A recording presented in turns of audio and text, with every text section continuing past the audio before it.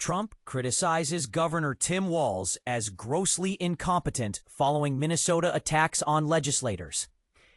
In the wake of a tragic incident involving the assassination of a state lawmaker and the attempted murder of another in Minnesota, President Donald Trump refrained from contacting Governor Walz directly. Instead, Trump took to criticizing Walz, referring to him as a terrible governor and labeling him grossly incompetent. When asked by an ABC News reporter on June 15th whether he planned to call the governor, Trump responded by criticizing Walz's performance, yet added he might eventually make a call, perhaps to others involved as well. Despite facing criticism from Trump, details emerged that former President Joe Biden had promptly reached out to Walz on June 14th.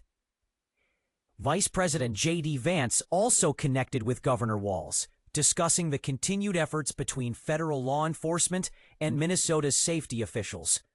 As of this report, police were still actively pursuing the suspect, Vance Luther Boelter, who is believed to have targeted Minnesota House DFL Leader Melissa Hortman and her husband Mark, resulting in her tragic death. Also injured in the attack were Democratic Senator John Hoffman and his wife Yvette. Trump's criticism of Walz connects back to the governor's earlier campaign alongside Kamala Harris, as well as Walz's handling of the 2020 Minneapolis riots following George Floyd's death. Walz, in turn, has voiced his own criticism of Trump, aiming to be a prominent Democratic voice in response to the policies of Trump's administration. This report is brought to you by Allison Kite for the Minnesota Star-Tribune, published on June 16, 2025. For more stories that deliver joy to you and your family, subscribe to our weekly newsletter. Your privacy is our priority.